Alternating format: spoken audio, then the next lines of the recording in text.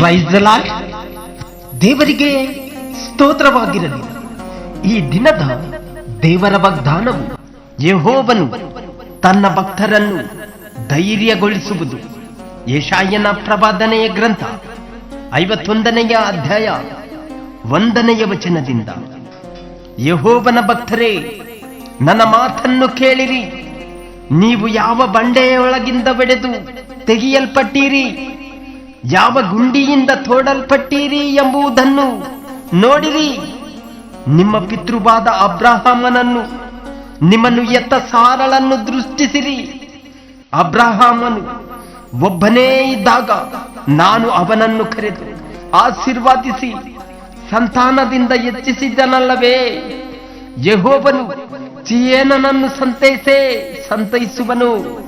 ಅಲ್ಲಿನ ಆಳು ಪ್ರದೇಶಗಳನ್ನೆಲ್ಲ ಸುಧಾರಿಸಿ ಕಾಡು ನೆಲವನ್ನು ಏದೆನ್ ಉದ್ಯಾನದಂತೆಯೂ ಬೀಳು ಭೂಮಿಯನ್ನು ಯೆಹೋವನ ವನದಾಗೂ ಕಳಿಸುವಂತೆ ಮಾಡುವನು. ಹರ್ಷ, ಉಲ್ಲಾಸ, ಸ್ತೋತ್ರ, ಗಾನ ಧ್ವನಿ ಇವುಗಳು ಅಲ್ಲಿ ನೆಲೆಯಾಗಿರುವವು. ನನ್ನ ಜನರೇ, ಆಲಿಸಿರಿ. ನನ್ನ ಪ್ರಜೆಗಳೇ, ಕಿವಿಗೊಡಿರಿ. ಧರ್ಮೋಪದೇಶವು ನನ್ನಿಂದ ಹೊರಡುವುದು. ನನ್ನ ನ್ಯಾಯ ಬೋಧನೆಯನ್ನು ಜನಾಂಗಗಳಿಗೆ ಬೆಳಕನ್ನಾಗಿ ಸ್ಥಾಪಿಸುವೆನು. ನನ್ನ ರಕ್ಷಣಾ ಧರ್ಮದ ಕಾರ್ಯವು ಸಮೀಪಿಸಿದೆ. ನನ್ನ ವಿಮೋಚನಾ ಕ್ರಿಯೆಯು ತಲೆದೂರಿದೆ. ನನ್ನ ಹಸ್ತವು ಜನಾಂಗಗಳಿಗೆ ನ್ಯಾಯ ತೀರಿಸುವುದು. ದ್ವೀಪ ನಿವಾಸಿಗಳು ನನ್ನನ್ನು ನಿರೀಕ್ಷಿಸಿಕೊಂಡು ನನ್ನ ಹಸ್ತ ಕಾರ್ಯಕ್ಕಾಗಿ ಕಾದಿರುವರು. ನಿಮ್ಮ ಕಣ್ಣುಗಳನ್ನು ಮೇಲಕ್ಕೆತ್ತಿ ಆಕಾಶ ಮಂಡಲವನ್ನು ನೋಡಿರಿ, ಕೆಳಗೆ ಭೂಮಂಡಲವನ್ನು ದೃಷ್ಟಿಸಿರಿ. ಆಕಾಶವು ಹೊಗೆಯಂತೆ ಚೆದರಿ ಹೋಗುವುದು, ಭೂಮಿಯು ವಸ್ತ್ರದ ಹಾಗೆ ಜೀರ್ಣವಾಗುವುದು. ಭೂನಿವಾಸಿಗಳೇ, ಸೊಳ್ಳೆಗಾಳುಪಾದಿಯಲ್ಲಿ ಸಾಯುವರು. ನನ್ನ ವಿಮೋಚನೆ ಕ್ರಿಯೆಯು ಶಾಶ್ವತವಾಗಿ ನಿಲ್ಲುವುದು. ನನ್ನ ರಕ್ಷಣಾ ಧರ್ಮದ ಕಾರ್ಯಕ್ಕೆ ಭಂಗವೇ ಇಲ್ಲ.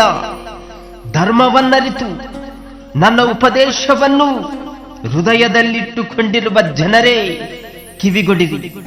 ಮನುಷ್ಯರ ದೂರಿಗೆ ಹೆದರಬೇಡಿರಿ, ಅವರ ದೂಷಣೆಗೆ ಅಂಜದಿರಿ. ನುಸಿಯುವವರನ್ನು ಬಟ್ಟೆಯಂತೆ ತಿಂದು ಹಾಕುವುದು, ಹುಳವು ಅವರನ್ನು ಉಣ್ಣೆಯಂತೆ ಮೈದು ಬಿಡುವುದು. ನನ್ನ ರಕ್ಷಣಾ ಧರ್ಮದ ಕಾರ್ಯವು ಶಾಶ್ವತವಾಗಿ ನಿಲ್ಲುವುದು. ನನ್ನ ವಿಮೋಚನೆ ಕ್ರಿಯೆಯು ತಲತಲಾಂತರಕ್ಕೂ ನೆಲೆಯಾಗಿರುವುದು. ಯೆಹೋವನ ಭುಜವೇ, ಎಚ್ಚರಗೊಳ್ಳು, ಎಚ್ಚರಗೊಳ್ಳು, ಬಲವನ್ನು ತಂದುಕೋ.